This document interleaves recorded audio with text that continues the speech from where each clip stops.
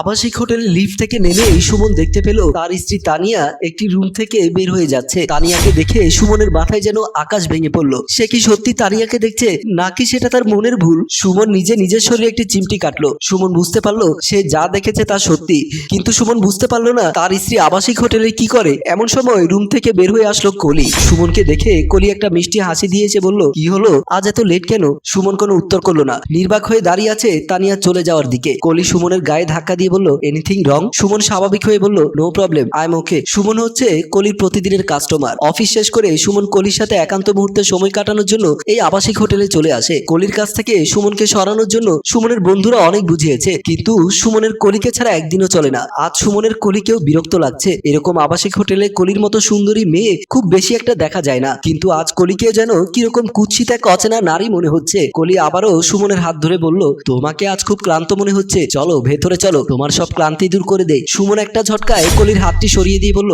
আমার জরুরি একটা কাজ চলে এসেছে, কাল আমাদের দেখা হবে। বলে সুমন লিফটের সুইচ টিপলো আর কলি তার রুমের দিকে চলে গেল। সুমন কলিং বেল টিপতেই দরজা খুলে দিল তার ছোট বোন নীলা। সুমন রুমে ঢুকে নীলাকে জিজ্ঞেস করলো, তোর ভাবি কোথায়? নীলা বলল, ভাবি বাইরে গিয়েছিল, একটু আগে এসেছে। ভাবি শরীর নাকি খুব ব্যথা করছে, তাই ঘুমিয়েছে। আমাকে বলেছে তুমি আসলে যেন আমি দরজা খুলে দেই। নীলার কথা শুনে সুমন ভেতর থেকে একটা বড় ধরনের ধাক্কা খেলো। সুমন মনে মনে ভাবলো, তানিয়া কি তাহলে এভাবেই আমাকে প্রতিনিয়ত ঠকিয়ে যাচ্ছে? আমাদের বিয়ের আজ 5 বছর হলো। এই 5 বছরের মাঝে কেউ বলতে পারবে না আমি তানিয়ার একটি চাহিদা অপূর্ণ রেখেছি? তাহলে কেন তানিয়া আবাসিক হোটেলে যায়, কার সাথেই বা যায়? আর এরকম একটা চরিত্রহীনা মেয়েকে নিয়ে আমি সংসার করছি 5টি বছর যাবত। না, এর একটা বিহিত করতেই হবে। এরকম চরিত্রহীন মেয়েকে নিয়ে আমি সংসার করব না। এমন সময় নীলা বলল, ভাইয়া কি ভাবছো?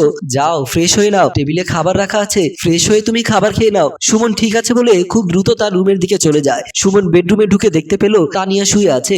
ঘুমন্ত তানিয়ার মুখটা নিষ্পাপ শিশু বাচ্চার মতো দেখাচ্ছে, অথচ তানিয়া কিনা কিছুক্ষণ আগে আবাসিক হোটেল থেকে এসেছে। তানিয়ার প্রতি সুমনের খুব ঘৃণা হচ্ছে। ছি, এরকম একটা চরিত্রহীন মেয়েকে নিয়ে আমি 5 বছর যাবত সংসার করেছি। সুমনের ইচ্ছে করছে এখনই তানিয়াকে ঘুম থেকে তুলে তাকে জিজ্ঞেস করতে তার কিসের এত অভাব, যার কারণে তার শরীর বিক্রি করতে আবাসিক হোটেলে যেতে হলো। এই অপবিত্র মহিলাকে এক্ষুনি ঘাড় ধাক্কা দিয়ে বের করে দিতে মন চাইলো, সুমন তা করলো না। সুমন নিজেকে কন্ট্রোল করে অফিসের ব্যাগটা খাটের একপাশে রেখে ফ্রেশ হওয়ার জন্য বাথরুমে চলে গেল। সুমন অফিসে বসে আছে, কিছুতে অফিসের কাজে মন বসাতে পারছে না সুমন। সুমনের মনে একটাই কথা বারবার ঘুরপাক খাচ্ছে, কেন এক আবাসিক হোটেলের শরীর বিক্রেতা মহিলা হচ্ছে তার বিবাহিত স্ত্রী? নিজের প্রতি খুব ঘৃণা হচ্ছে সুমনের। এমন সময় অফিস রুমে এসে প্রবেশ করলো তার বন্ধু আতিক। আতিক চেয়ারে বসতে বসতে সুমনের দিকে লক্ষ্য করলো। আতিক দেখলো সুমন কেমন জানি উদাসীন হয়ে আছে। আতিক অবাক হয়ে সুমনকে জিজ্ঞাসা করলো, কি রে সুমন, তোর কি হয়েছে? তোকে আজ এমন দেখাচ্ছে কেন? সুমন একটু নড়ে চড়ে বসে বলল, কই না তো, তেমন কিছু না। আতিক সুমনের দিকে চোখ বড় বড় করে তাকিয়ে বলল, আমি তোকে খুব ভালো করেই চিনি, কোনো কিছু না লুকিয়ে সরাসরি আমাকে বল, তোর কি হয়েছে?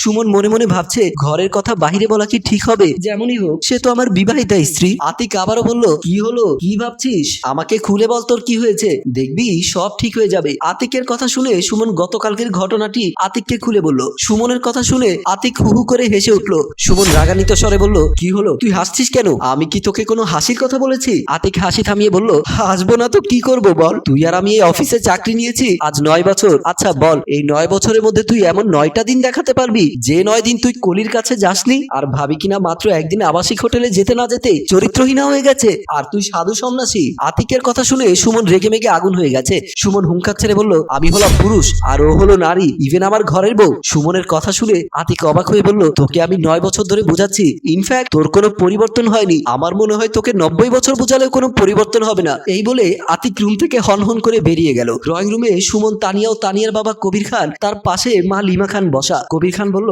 আচ্ছা জামাই বাবা, এত ইমার্জেন্সি খবর দিলে আসার জন্য? কি হয়েছে, কোনো সমস্যা হয়েছে? সুমন বলল, বাবা আমি আর আপনার মেয়ের সাথে সংসার করব না। সুমনের কথা শুনে সবাই অবাক হয়ে গেল। তানিয়ার মা লিমা খান বলল, কি বলছো বাবা তুমি এসব? সুমন বলল, জি মা, আমি ঠিকই বলছি, আপনারা এসেছেন, আপনাদের মেয়েকে সাথে করে নিয়ে যান। সুমনের কথা শুনে তানিয়া নিজেকে ধরে রাখতে পারছে না। তানিয়ার দু চোখে জল টলমল করছে। তানিয়ার বাবা কবির খান বললেন, দেখো বাবা, স্বামী স্ত্রীর মাঝে মনোমালিন্য হয়ে থাকে, তাই বলে কি সংসার ভেঙে দিতে হবে? সুমন বলল, দেখুন বাবা, আমি কোনো চরিত্রহীন মেয়ের সাথে সংসার করতে পারবো না। সুমনের কথা শুনে সবাই অবাক হয়ে গেল। তানিয়ার মা লিমা খান বললেন, দেখো বাবা, আমার মেয়ের চরিত্রে কোনো অপবাদ দেবে না। আমার মেয়ের সাথে তুমি সংসার করবে না ভালো কথা, কিন্তু তাই বলে তুমি তাকে চরিত্রহীন বলতে পারো না। সুমন বলল, আপনার মেয়ে আবাসিক হোটেলে যাতায়াত রয়েছে। কবির খান বলল, দেখো বাবা, তোমার কোথাও ভুল হচ্ছে। এমন সময় তানিয়া বলল, ব্যাস বাবা, অনেক হয়েছে, আমিও এমন স্বামী সংসার করতে চাই না যে স্বামী তার স্ত্রীর প্রতি বিশ্বাস রাখতে পারে না। তানিয়া ক্ষীণকণ্ঠে সুমনের দিকে চেয়ে বলল, বলল, সুমন তুমি তোমার কর্মের প্রায়শ্চিত্ত একদিন করবে, সেদিন তোমার আফসোস করা ছাড়া আর কিছুই করা থাকবে না। তানিয়ার গাল বেয়ে জল গড়িয়ে পড়ছে। কাপা কাপা গলায় তানিয়া আবারও বলল,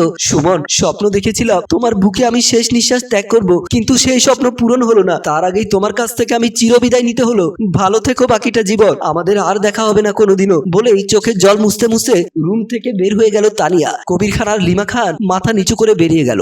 অনেকদিন পর সুমন আজ কলির কাছে এসেছে। সুমন ছাড়া কলির শরীরের চাহিদা কেউ পূরণ করতে পারে না। শারীরিক তৃপ্তি নিয়ে কলি উঠে বসে ব্লাউজের হুক লাগাতে লাগাতে বলল, সুমন তোমার সাথে আমার কিছু কথা আছে। সুমন শোয়া থেকে উঠে বসে বলল, বলো কি বলতে চাও। কলি বলল, একটা নারীর জীবনে সবচেয়ে বড় সম্পদ হচ্ছে তার স্বামী। তোমার বন্ধু আতিক তোমার স্ত্রী তানিয়াকে আমার কাছে পাঠিয়েছিল। কলির মুখে তানিয়ার কথা শুনে সুমন চমকে উঠল। সুমন আমতা আমতা করে বলল, তানিয়া তোমার কাছে এসেছিল? কিন্তু কেন? কলি একটা দীর্ঘশ্বাস ছেড়ে বলল, আমার কাছ থেকে তোমার মুক্তি চাইতে এসেছিল, কারণ তানিয়া তোমার ভাগ আর কাউকে দিতে চায় না। তানিয়া কেন, পৃথিবীর কোনো মেয়ে তার স্বামীর ভাগ অন্য কাউকে দিতে পারে না। কলির মুখের কথাগুলো শুনে সুমন যেন আকাশ থেকে পড়লো। তারপর সুমন বলল, তার মানে আমি যে তোমার কাছে প্রতিনিয়ত আসা যাওয়া করি সেটা তানিয়া জানতো? কলি মাথা নাড়িয়ে উত্তর দিল, জানতো। তাই তো সেদিন সে আমার কাছে এসেছিল। তোমার জন্য অনেক কান্নাকাটি করেছিল সে। আমি তোমাকে বলতে চেয়েছিলাম, তোমার ইমার্জেন্সি কাজ থাকার কারণে সেই কথাটা আর তোমাকে বলা হলো না। তানিয়ার কথা শুনে সুমনের দুচোখ গড়িয়ে জল পড়তে লাগলো। ফুলের মতো পবিত্র একটা মেয়ের জীবনকে চরিত্রহীনার অপবাদ দিয়ে নষ্ট করে দিল সুমন।